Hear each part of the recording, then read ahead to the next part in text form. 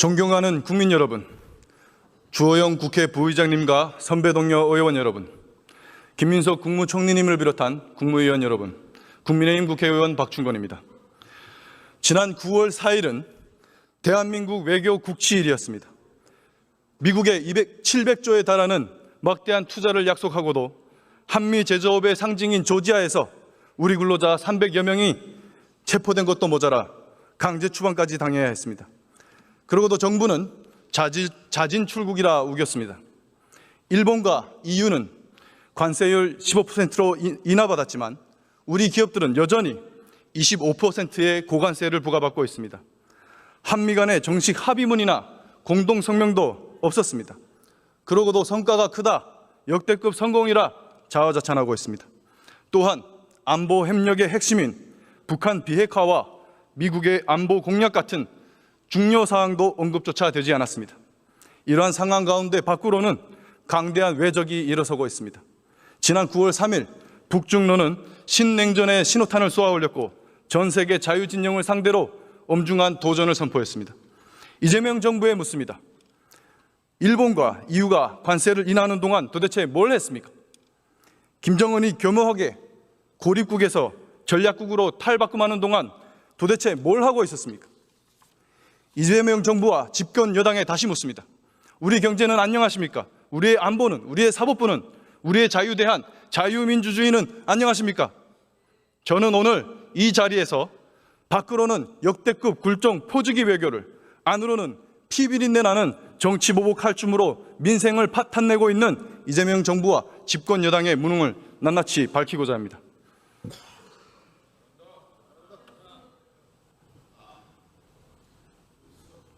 정동영 통일부 장관님께 질의하겠습니다. 단상으로 나와주시기 바랍니다.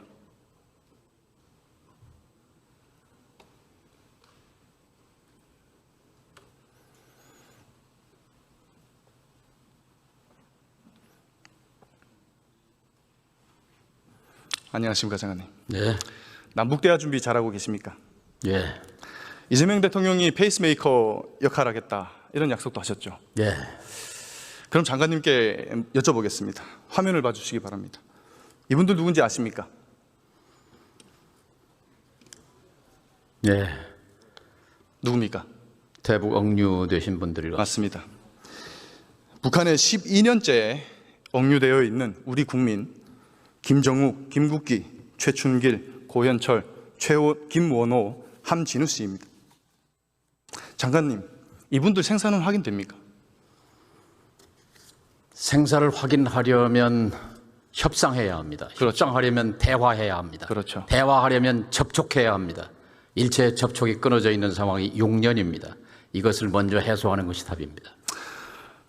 지금 이재명 정부는 남북 대화에 사활을 걸고 있다라고 해도 과언이 아닌 것 같습니다. 그렇다면 북한에 억류된 우리 국민의 신병 확보를 최우선 과제로 삼아야 된다. 저는 이렇게 생각합니다. 장관님, 저 6분의 국내 송환을 협상이 진행이 된다면 최우선으로 협상하겠다 이렇게 약속하실 수 있겠습니까? 협상하려면 대화가 재개돼야 되죠. 대화가 재개되려면 신뢰 구축이 돼야만 됩니다. 약속하시겠습니까? 당연하죠. 최우선으로 협상해 주시기 바라겠습니다. 그럼 장관님, 현실적인 실무 얘기를 좀 해보겠습니다. 북한을 협상 테이블에 앉힐 레버리지 있습니까? 그것이 바로 외교입니다. 지금이 외교의 시간이라고 생각합니다. 북미 대화가 선행돼야 한다고 생각합니다. 이미 한미 정상회담에서 트럼프 대통령은 의지를 밝힌 바 있기 때문에 이제 우리 정부의 역할도 중요하다고 생각합니다. 제가 이제 왜 어려운지를 좀 말씀드리겠습니다. 대화 하시는데 대화를 하려면 일단 협상장에 끌어내야 될 거 아닙니까? 그 레버리지가 있느냐 이 말씀을 여쭤보는 겁니다. 북한 정권이 협상장에 나오는 경우는 3가지뿐입니다. 첫째, 핵 보유를 인정받고 싶을 때. 둘째, 대북 제재 해제를 포함한 자금이 필요할 때. 셋째, 체제가 위협받고 있을 때. 동의하십니까? 생각이 좀 다릅니다. 다릅니까? 그럼 하나하나 좀 보겠습니다. 다르실 수 있습니다. 첫 번째, 좌정훈 우푸틴. 장관님, 제가 지금 무슨 말을 하고 있는지 짐작하십니까? 예, 북중로 세 정상이 세계의 삼각 공조의 이미지 그런 모습을 발신했습니다. 이것은 한반도의 평화와 안정에 국면이 바뀌고 있는 굉장히 중요한 신호라고 생각합니다. 그렇습니다. 이들의 공통점은 모두 미국을 타격할 수 있는 핵무력을 보유했다는 점입니다. 신냉전의 신호탄입니다. 그리고 우리가 여기서 주목해야 할 점은 시진핑 주석이 북한은 우리와 어깨를 나란히 한다, 핵보유국으로 인정한다, 이런 메시지를 던졌다는 것입니다. 동의하십니까? 동의하지 않습니다. 동의하지 않습니까? 신냉전이라는 말도 동의하지 않습니다. 왜냐하면 중국의 시진핑 주석은 상하이 협력기구 공동성명에서 분명히 이렇게 밝혔습니다. 중국은 진영 대립을 원치 않는다.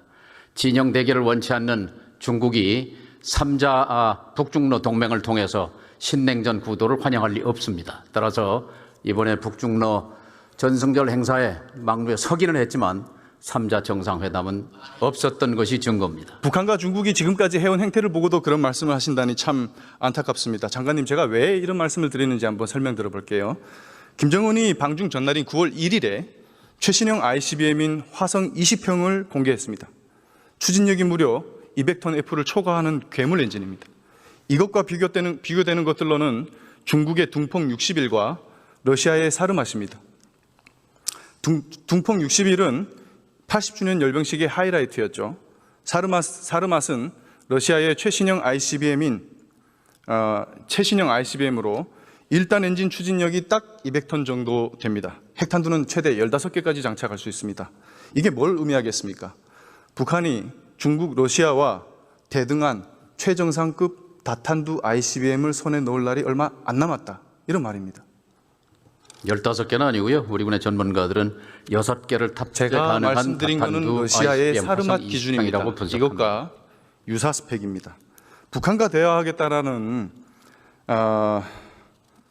정부 부처의 수장이라고 하면 이런 것들을 꼼꼼하게 이 의미가 무엇인지 해석하고 그에 대한 대응책을 세워야 할 것입니다.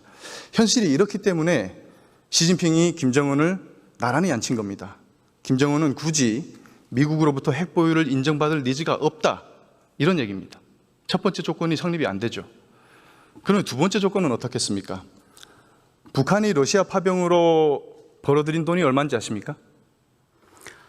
국방연구원의 한 박사 연구에 따르면 200억 불로 추정합니다. 28조 7천억 정도, 우리 돈 1,400원 환율 계산하면 그렇게 그 정도 되겠죠. 되죠. 국방연구원 결과입니다. 북한의 GDP가 40조니까 이게 얼마나 큰 돈인지 장관님 짐작이 가시죠? 북한 입장에서. 어마어마한 돈입니다. 그렇죠. 북한 경제로 봐도. 결국 북한은 제재 해제, 그러니까 외화 수입에 대한 제재 해제를 통한 외화벌이에 목맬 이유가 없다는 겁니다. 그렇다고 어찌 해서 생각하십니까? 인민생활 향상까지 이어진 것은 아닙니다. 북한은 일부러 인민생활을 향상시키지 않습니다. 왠지는 아실 겁니다. 어떻게 하실 생각이십니까? 이런 상황에. 돈도 필요 없는데.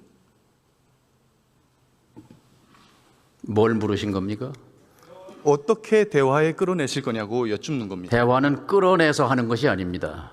상대를 존중하고 인정할 때 스스로 걸어나와서 협상 테이블에 앉는 겁니다. 국어라고 애고라면 되는 겁니까?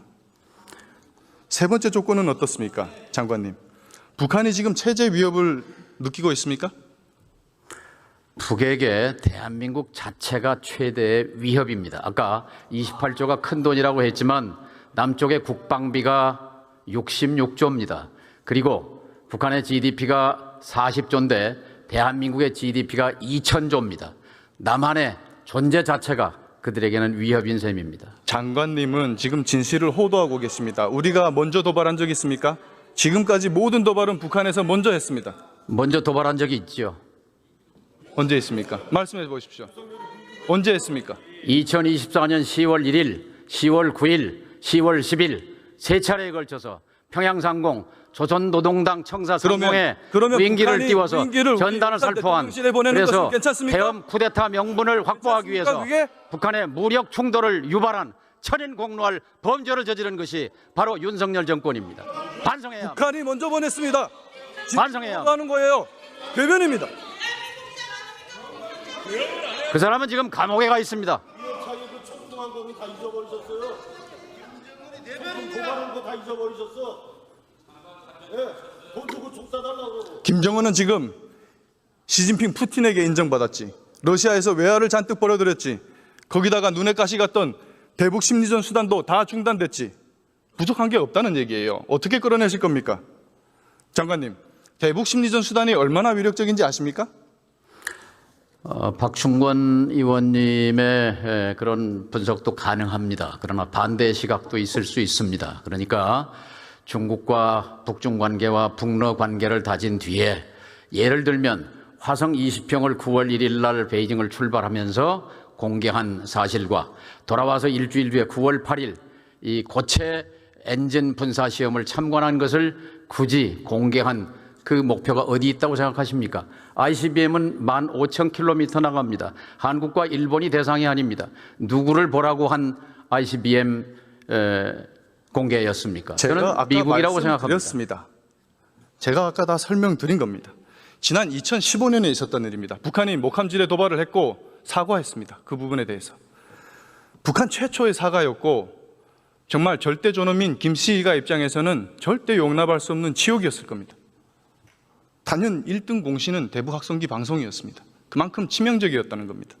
이 치명적이라는 말은 그것이 곧 대북 레버리지로도 작동할 수 있다는 얘기입니다. 그런데 지금 그 레버리지들이 안전하게 있습니까? 잘 있습니까? 저는 레버리지라고 생각하지 않습니다. 우리가 가진 유일한 레버리지입니다. 지금 상황에서. 자행위의 그럼 옛날 그러면은 또 이재명 대통령이 경기도지사 시절에 했던 것처럼 뒷돈이라도 갖다 주실 겁니까? 면책 특권을 이용해서 허위 사실을 공표하면 안 됩니다. 최근에 나중에 법정에서 밝혀질 것입니다. 쌍방울의 대북 송금은 이재명 대통령과 상관이 없는 것이라는 증언이 나왔습니다. 앞으로 진실은 밝혀질 것입니다. 재판이 아직 안 끝났습니다. 장관님. 대북 확성기, 라디오 방송을 포함해서 그렇게 위력적인 수단들을 모두 알아서 자진 포기하지 않았습니까? 서고까지 다 벗어다 주고 돌려받은 것이 평가받을 만한 것이 못 된다. 허망된 깨꿈 깨라가와 같은 김여정에게 조롱과 막말로 훈계당한 것뿐입니까? 이런 귀중한 레버리지들을 다 갖다 버려놓고 도대체 뭘 가지고 페이스메이커 역할을 하겠다는 겁니까? 장관님, 확성기가 레버리지고 전단이 레버리지라고 생각하는 그 생각은 우리 국민이 동의하지 않습니다. 왜냐하면 특히 접경 지역에 사시는 분들은 대북 확성기로 해서 저쪽에 소음 방송으로 얼마나 많은 고통을 받았습니까? 왜 중단했습니까? 지난 1년 동안 끔찍한 세월이 왜 다 중단했습니까? 전부 다. 그게 레버리지가 아니에요. 자해행위예요. 자해행위. 레버리지입니다. 국민을 위험에 빠뜨리는 행위예요. 지금까지 북한의 변화를 이끌었던 가장 핵심적인 수단이에요. 절대 수단이 아니고 자해행위라고 말씀드립니다. 얘기가 안 통합니다. 고생하셨습니다. 우리 박충권 의원님은 먼저 온 통일이라고 일컬어지는 34,000명 북향민의 명예를 대표합니다. 이 국회 의정단장은 품격의 탈북민을 모독하고 북한 주민을 모독하지 마십시오. 2,600만 북한 주민이 먼저 온 통일이라는 것은 의석 조용하시기 바랍니다. 비공개하고 이게 무슨 짓입니까? 들어가십시오. 조용하세요. 탈북민이라고 했어요. 의석에서 조용하시기 바랍니다. 자, 싸우려면 밖에 나가서 싸우세요. 자, 조현 외교부 장관님께 질의드리겠습니다. 단상으로 들어가기 전에 한 말씀만 드릴게요. 박충권 의원님은 평화와 안정의 전도사가 돼야 합니다. 들어가십시오. 대결과 적대의 전도사가 되어서는 안 됩니다. 명심하시기 바랍니다. 북한에 다 갖다 바치는 대북 정책 해갖고 뭘 잘했다고 평화와 안정의 대변자가 되시기 바랍니다. 통일부 적대와 장관. 대결과 분열의 전도사가 되어서는 통일부 안 장관. 됩니다. 이 자리는 국무위원이 의원으로부터 질문받고 답변하는 자리입니다. 국무위원이 의원에게 가르치는 자리는 아닌 것 같습니다.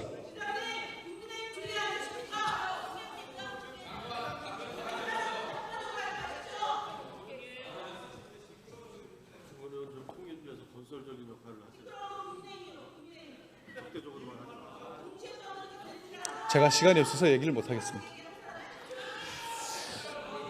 장관님, 정부는 이번 정상회담을 성과가 크다고 자화자찬했습니다. 그런데 실상은 정식 합의문이나 공동성명도 없습니다. 그러니 일본과 EU는 관세 15%, 그러나 우리 기업들은 여전히 관세 25%입니다.